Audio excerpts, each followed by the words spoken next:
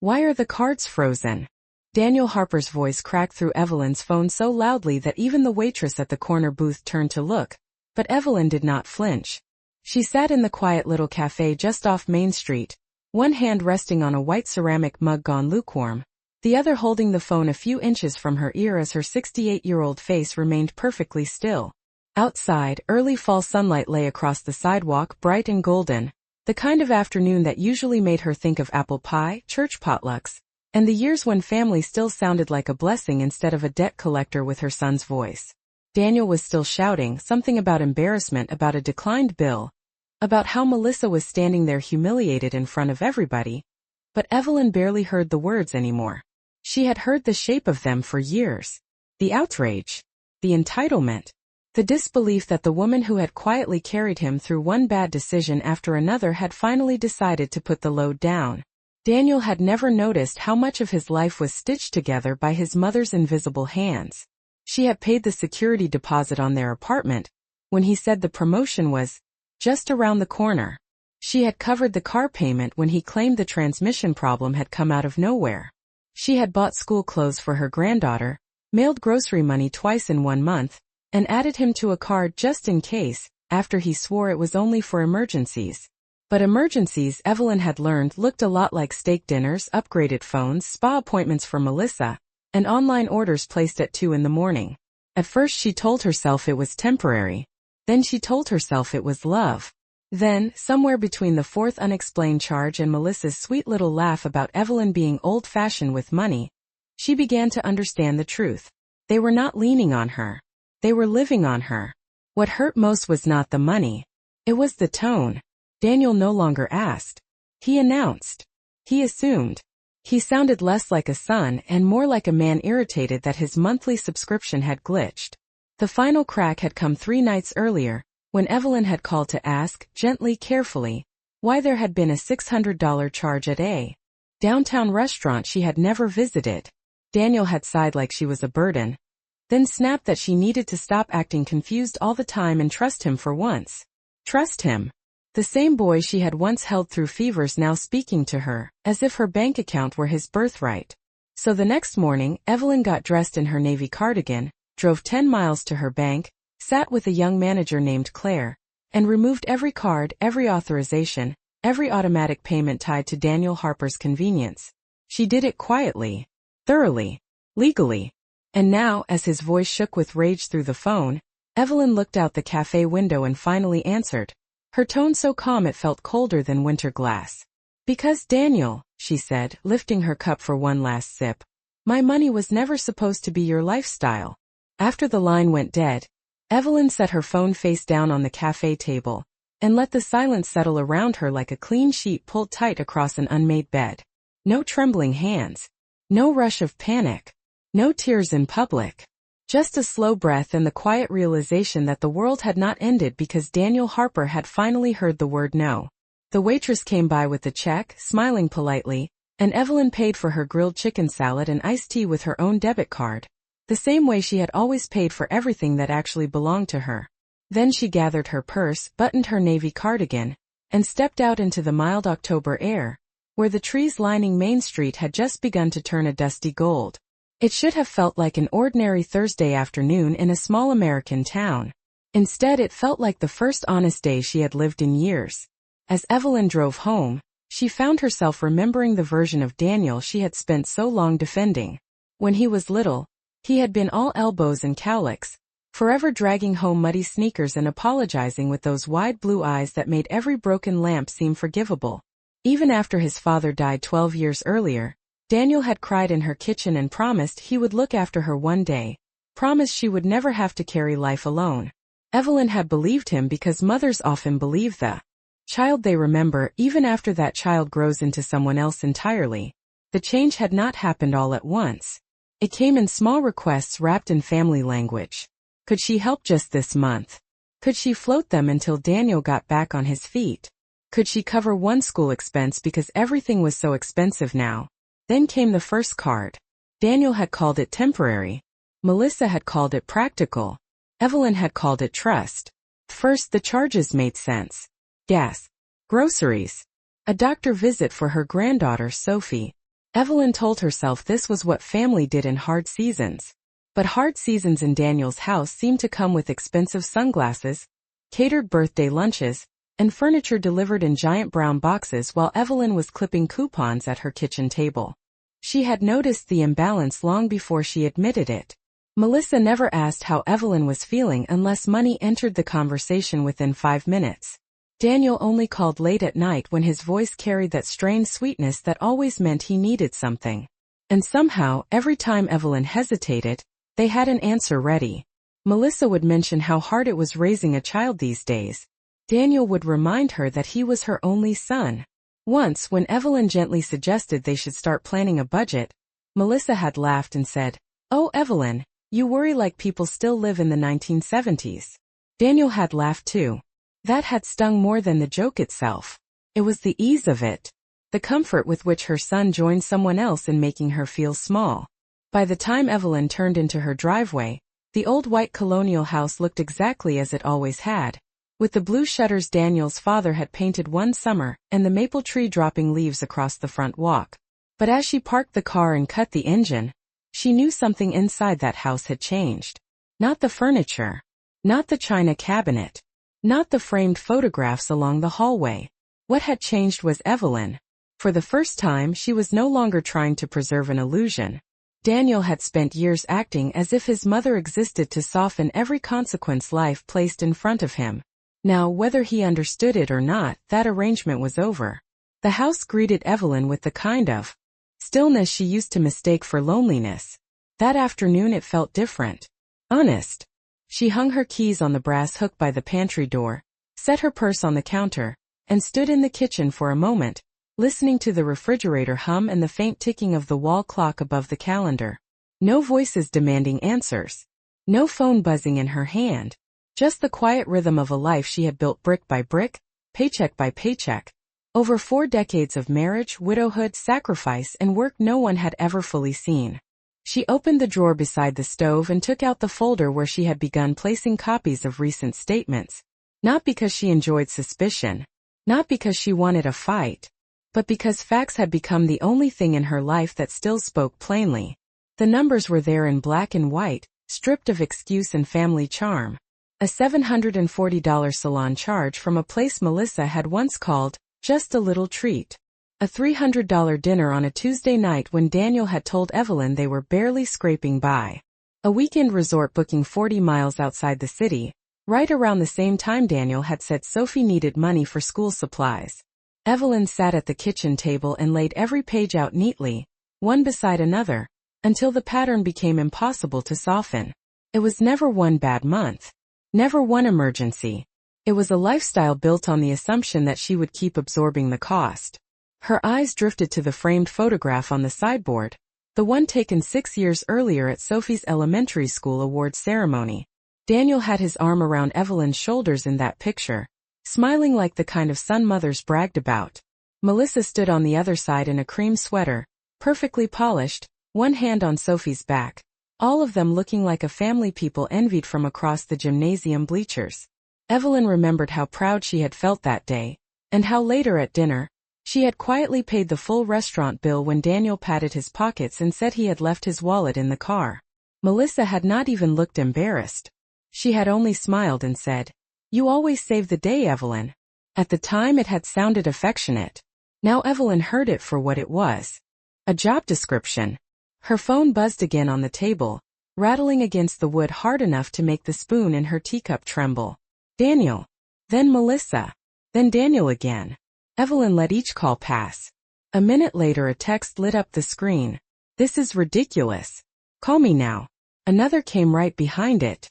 "Sophie was with us. Do you know how humiliating that was?" Evelyn stared at the words and felt something in her chest settle instead of rise. Humiliating.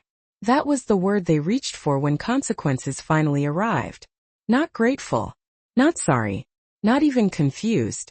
Just offended that the woman they had relied on without mercy had stopped cooperating. Evelyn pushed the phone aside and rose to fill the kettle.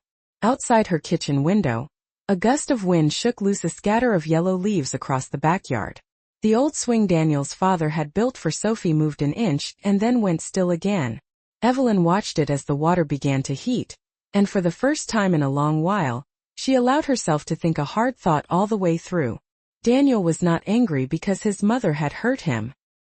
He was angry because she had interrupted a comfort he believed belonged to him, and once Evelyn understood that, she knew the next thing she had to do could not be temporary, emotional or half-finished. By the time the kettle began to whistle, Evelyn had already made up her mind that silence alone was not enough. Cutting off the cards had stopped the bleeding, but it had not closed the wound. Daniel and Melissa would treat this like one of her moods if she allowed them to. They would wait a day, maybe two, then show up smiling with grocery store flowers, acting wounded and confused, ready to explain away every charge as a misunderstanding. Evelyn knew their pattern too well now. Daniel would sound exhausted, as if being confronted by the truth had somehow inconvenienced him. Melissa would use that soft, syrupy voice that always seemed polite until a person listened closely enough to hear the condescension sitting underneath it. They would not come to apologize. They would come to reset the arrangement. Evelyn turned off the stove and poured hot water over a tea bag in her blue stoneware mug, watching the color spread through the cup in slow amber ribbons. Then she carried it into the living room and sat in the armchair beside the window, the one her husband had bought 20 years earlier because he said every hard-working woman deserved one chair in the house that felt like a reward. From there she could see the driveway, the front walk, and the mailbox at the curb. She did not have to wait long. Less than 40 minutes after Daniel's last text, a silver SUV pulled in too fast, tires crunching over the gravel with all the gentleness of an accusation. Evelyn did not get up.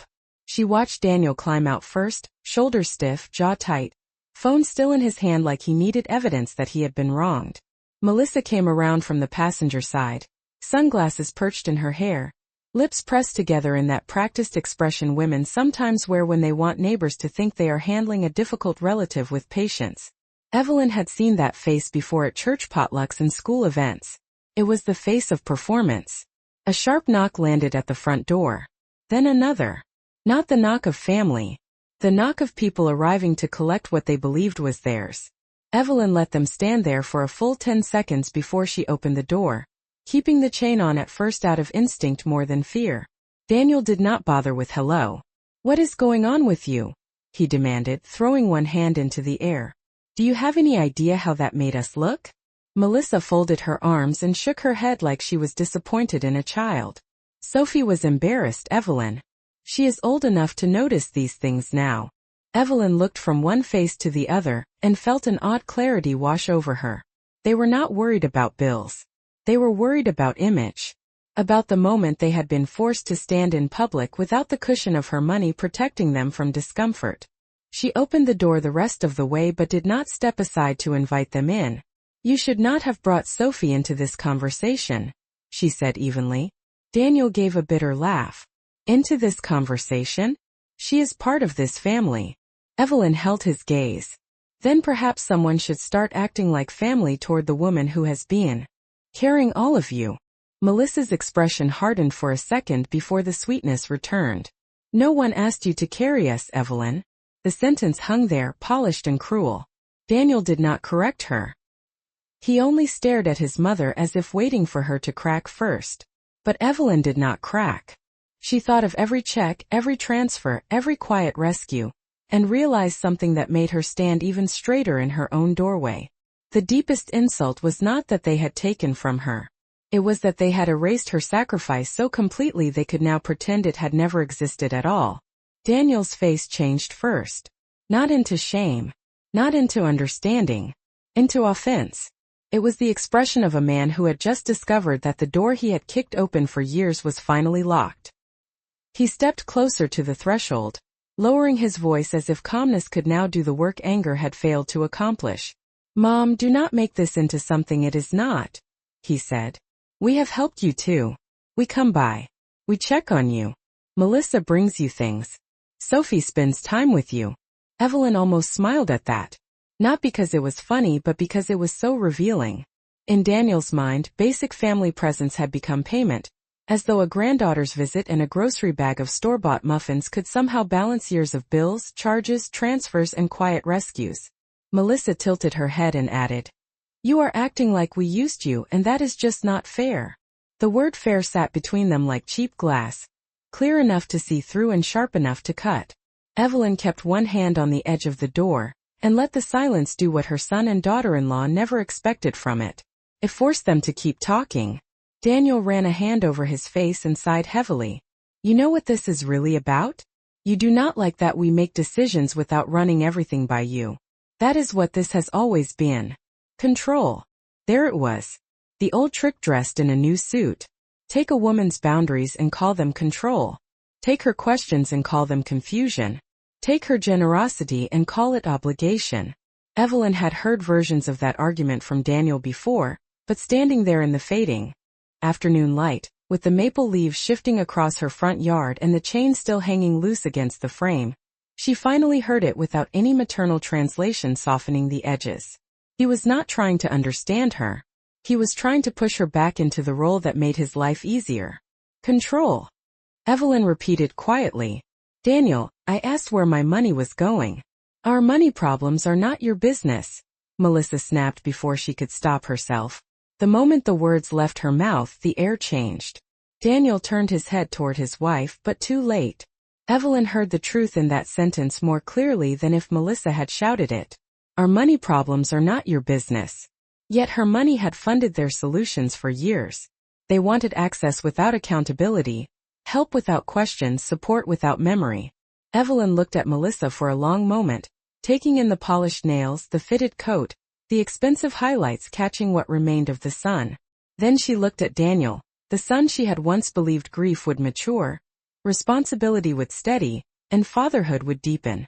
Instead, each year had seemed to teach him the same lesson more firmly, that someone else would step in before consequences ever reached him. You are right about one thing, Evelyn said at last. Your money problems are not my business. Daniel frowned, sensing too late that this was not surrender. Which is why they are no longer coming out of my account. For the first time since arriving, neither of them had a quick response. No polished line. No wounded sigh. No sweet little correction.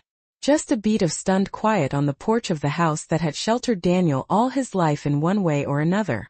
Evelyn did not waste it. I am done financing people who resent me for noticing, she said. And I am especially done being treated like a nuisance in the very story my own money has been paying for. Daniel's jaw tightened, and in his eyes she saw it at last, the first flicker of fear. Not fear of losing his mother's affection. Fear of losing access. That was when Evelyn understood the conversation had finally reached the truth, and truth, once spoken clearly, had a way of making even familiar people look like strangers. Daniel was the first to recover, and when he did, his voice lost its heat and took on something far more familiar to Evelyn, a tone polished by years of excuses, softened around the edges so that anyone listening from a distance might have mistaken him for the reasonable one. You are overreacting, he said. This is not some grand betrayal. We are family. Families help each other. Evelyn stood steady in the doorway, one hand still on the brass knob, and thought how strange it was that the word family always seemed to appear only when her resources were being discussed. Never when her feelings were dismissed. Never when her questions were treated like interruptions. Never when she sat alone on holidays waiting to see whether her son would remember to call before the evening ended. Melissa shifted her purse higher on her shoulder and offered a tight smile that did not reach her eyes. No one is saying you should not have boundaries, she said carefully. But this is extreme. Freezing everything without warning was humiliating. Evelyn let that word sit where it belonged. Not in her heart. Not as something she had caused. Just in the open air between three people standing on a porch in a quiet American neighborhood, while the sun moved lower behind the maple tree. Humiliating, Evelyn repeated, her voice level. Was it humiliating when I paid your rent and you told me it was only for 1 month? Was it humiliating when I covered Sophie's after-school tuition while the two of you posted pictures from a weekend at the lake? Was it humiliating when I asked about the charges and got treated like I was confused in my own life? Daniel exhaled sharply, already irritated by details, by memory, by anything that pinned his behavior to facts. You always do this, he said. You keep score. That nearly made Evelyn laugh because keeping score suggested a game between equals, And nothing about the last several years had been equal. One side gave. One side took. One side worried over every bank statement at the kitchen table under a yellow lamp. The other side spent first and explained later, if they explained at all. "No," Evelyn said. "I did not keep score. I kept saving you." Daniel opened his mouth, then closed it again. Melissa looked toward the driveway as if she suddenly wished the conversation had happened somewhere less visible. But the neighbors' curtains remained still, the street quiet, the whole world apparently unwilling to rush in and rescue them from the discomfort of being seen clearly. Evelyn realized that this, more than the canceled cards, was what neither of them knew how to handle. They had expected emotion. They had prepared for tears, guilt, maybe even apologies they could wave away. They had not prepared for precision. "You both keep talking about how this made you feel," Evelyn said. "But not once have either of you asked why I did it." "Because you wanted to punish us," Daniel shot back. "No," she said, and now her voice turned even calmer, the kind of calm that comes only after grief has finally burned itself into certainty. "I did it because I finally understood something I should have understood a long time ago. Helping someone through a hard season is love. Funding their habits while they resent your questions is surrender. And I am done surrendering." The words landed with a force that did not need volume. Daniel stared at her as though this version of his mother had arrived from nowhere, when in truth she had been forming quietly for months, maybe years, in every overlooked moment, every patronizing smile, every bank alert that arrived just before another excuse. Melissa took a step back and folded her arms more tightly. Daniel glanced past Evelyn into the house, toward the hallway with its framed family photographs and polished wood floors, and for a second he looked not angry but calculating, as though trying to measure what else might be slipping beyond his reach. Evelyn saw that look and knew with sudden certainty that the cards had only been the beginning. Whatever happened next, she could no longer afford to assume Daniel's sense of entitlement stopped at monthly charges and swiped accounts. Some people, once they start treating another person's life as an extension of their own convenience, do not stop until every boundary is spelled out in terms they cannot ignore.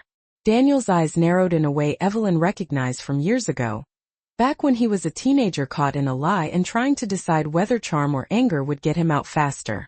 This time he chose anger. "So that is it," he said, taking one step back from the porch. "You are just going to punish your own family. Because you suddenly decided to become suspicious." Melissa did not interrupt him now. She stood beside him with her chin slightly raised, watching Evelyn the way people watch a cashier who has refused to honor an expired coupon, not with heartbreak, but with disbelief that the rules had finally changed. Evelyn kept her shoulders square and her expression still. She had spent too many years confusing calm with weakness in other people's eyes. Now she understood something better. Calm made selfish people reveal themselves faster because they could not blame the storm on her tone. "This has nothing to do with suspicion," Evelyn said. "It has to do with patterns. And patterns do not disappear just because you call them family." Daniel let out a humorless laugh and looked toward the driveway as though the air itself might testify on his behalf. "You know what, Mom? Maybe this is why people pull away from you. Maybe this is why everything has to feel so heavy all the time. You turn every little thing into some moral lesson." The sentence landed with the precision of something he had either thought many times or said before in smaller, quieter ways. Evelyn felt it, but she did not show it. That was the difference now. Pain could arrive without taking over the room. "Every little thing," she repeated softly. "That is what you think this was." Daniel threw up both hands. "What do you want me to say? That we needed help? Fine. We needed help. Everyone needs help. But you act like you are the only parent in America who ever had to support their kid." Evelyn looked at him for a long moment, and somewhere behind the anger in his face she saw what had become of the boy she used to defend. Not cruelty for sport. Something quieter and more dangerous. A lifelong comfort with letting someone else carry what he did not want to face. "Support is not the same as dependency," she said. "And dependency is not the same as entitlement." Melissa finally stepped forward, voice smooth again, trying on concern as if the scene might still be recoverable if she wore the right expression. "Evelyn, you are making this sound ugly. Daniel has been under pressure. Work has not been steady. Things have been expensive. We thought family was supposed to be there for one another without."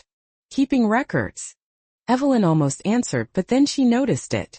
Melissa's left hand tightened around the strap of her purse when she said work had not been steady. Daniel looked away a second too soon. It was not the words themselves that sharpened Evelyn's attention. It was the practiced way they were delivered, as though this explanation had already been rehearsed on the drive over. "What happened with work?" Evelyn asked, and the porch went quiet. Daniel's jaw shifted. Melissa answered too quickly. "Nothing happened." Evelyn did not move. "Then why did you say it has not been steady?" Daniel shot Melissa a look she could not quite hide from Evelyn, and in that brief glance something old and maternal inside her clicked into place. Not sympathy. Pattern recognition. There was something else. Something beyond dinners and salon visits and inflated grocery runs. Something they had not expected her to ask directly. Daniel dragged a hand over the back of his neck and forced a shrug. "I left the firm 2 months ago," he said at last, his voice flat with resentment rather than honesty. "It was not a fit anymore." Evelyn stared at him. 2 months. 2 full months of charges, excuses, and irritated calls, while he said nothing and let her believe his household still had the income he kept referring to whenever she raised concerns. Melissa looked at the floorboards. Daniel looked past her shoulder into the house again. And in that single moment, Evelyn understood why the spending had turned so reckless, why the pressure had sharpened, why every question had been met with offense instead of explanation. They had not just been using her as a cushion. They had been hiding a collapse inside the comfort of her account, hoping she would keep paying long enough for them to avoid admitting how bad things really were. Evelyn did not answer right away. She simply looked at her son as the late afternoon light thinned across the porch and turned the edges of the yard pale gold. 2 months. 2 months of silence, redirection, and offended sighs whenever she had asked the smallest question. 2 months of letting her believe everything was stable, while her money quietly became the beam holding up a house already starting to tilt. Melissa still had her eyes lowered, but Evelyn noticed the tension in the younger woman's mouth, the way people look when the story they planned has slipped a little too far off script. Daniel lifted his chin as though admitting the truth was somehow proof of courage rather than the bare minimum owed to the woman whose account had been carrying him. "I was going to tell you," he said. Evelyn almost asked when. After the next resort booking. After another restaurant bill. After 1 more month of letting her cover their life while they acted irritated by her existence. But she did not waste the moment on sarcasm. She had spent too many years trying to rescue Daniel from discomfort. Now she wanted clarity more than peace. "You left your job," she said. "And instead of adjusting your spending, you hid it and kept spending my money like nothing had changed." Daniel's expression hardened again. "It is not that simple." "No," Evelyn said. "It is exactly that simple." Melissa finally spoke, her voice soft but strained. "We were trying to keep things normal for Sophie." Evelyn turned to her. "Normal does not mean pretending. And it certainly does not mean teaching a child that appearances matter more than honesty." That landed. Melissa blinked, and Daniel stepped forward as if to take control of the conversation again. "You do not understand the pressure we have been under," he said. "You sit here in this paid-off house with no mortgage, no kids at home, no idea what things cost now." Evelyn felt the insult arrive, old in shape but fresh in tone. It was always this way with Daniel when facts cornered him. He reached for her age, her widowhood, her quiet life, and tried to make them sound like privilege instead of the result of decades of discipline. "I know exactly what things cost," Evelyn said. "I know what groceries cost because I buy my own. I know what utilities cost because I pay them on time. I know what responsibility costs because I lived it without handing the bill to somebody else." Daniel opened his mouth, but Evelyn did not stop. "What I do not understand is why you thought losing a job gave you permission to lie." The word lie hung there, plain and undeniable. Melissa shifted where she stood. Daniel's face flushed, not with shame, but with the fury of a man being described accurately. "I did not lie," he said sharply. "I just did not tell you every detail." Evelyn's voice stayed even. When a person hides the truth because they know the truth would change someone's consent, that is a lie. The yard fell still around them. Even the leaves seemed to have stopped moving. Daniel looked at her as though he had never heard his behavior named so directly before. Maybe he had not. Maybe Evelyn herself had never allowed the words to become that clear. But now that they were out in the open, she could not force them back into something smaller just to make him comfortable. You were not protecting Sophie, Evelyn said. You were protecting your image. There is a difference. Melissa looked up then, and for the first time all afternoon, there was no sweetness in her face at all. Only frustration. Only calculation. So what now? She asked. Are you going to punish us until we grovel? Evelyn looked from Melissa to Daniel and felt a strange, steady calm settle all the way through her. Because now, finally, they were asking the only question that mattered. Not how embarrassed they felt. Not how unfair this seemed. What now? And Evelyn already knew the answer would reach far beyond one frozen card. Evelyn did not blink. She stood in the doorway of the house she had kept warm through blizzards, birthday seasons, power outages, grief, and every ordinary Tuesday in between, and she looked at the two people on her porch as if she were seeing them in proper light for the first time. No, she said to Melissa, her voice low and steady. I am not waiting for anyone to grovel. I am setting terms. Daniel gave a sharp breath through his nose, already offended by the idea that he might not be the one controlling the conversation anymore. Evelyn went on before he could interrupt. There will be no more access to my accounts. No more cards. No more automatic payments. No more quiet rescues dressed up as temporary help. If you need to fix your finances, you will do it the way grown adults do. You will make a budget, cut your spending, and live inside the truth of your own situation. Daniel stared at her as if she had spoken in another language. Melissa's face tightened. Evelyn could see the resistance rising in both of them, but she no longer felt responsible for making hard truths easier to hear. And one more thing, she said. From now on, if you want a relationship with me, it will not be built around what you need from me financially. You will call because I am your mother, not because the rent is due. You will visit because I matter, not because your checking account does not stretch as far as your image does. Daniel's composure cracked again.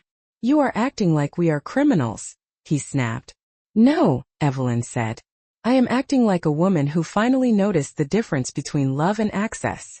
For a second nobody moved.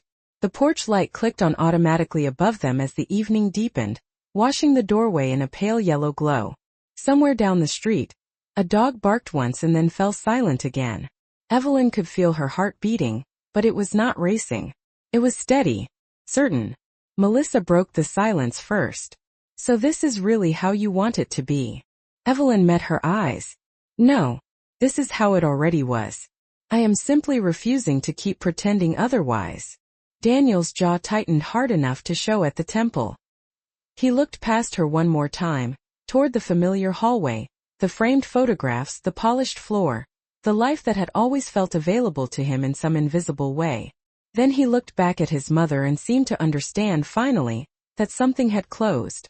Not loudly, not cruelly, just completely. Come on, Melissa said under her breath, touching his arm. Daniel did not answer.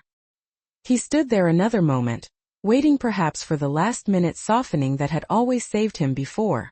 But Evelyn did not soften. She did not raise her voice either. She simply held the doorway and the truth at the same time. At last Daniel turned and walked back toward the SUV. Melissa followed him without another word. Evelyn watched them pull out of the driveway and disappear past the maple tree, their taillights fading at the end of the block. Then she closed the door, slid the lock into place, and stood in the quiet entryway with one hand resting against the wood. The house was still. The evening was still. For the first time in years, even her thoughts were still. Daniel would tell the story his way. Melissa would polish it for anyone willing to listen. But inside her own home, where the air smelled faintly of tea and old cedar and the life she had paid for honestly, Evelyn knew the truth. She had not cut off her son out of spite. She had stopped financing his refusal to grow. And sometimes the kindest thing a mother could do was finally step aside and let consequences introduce themselves.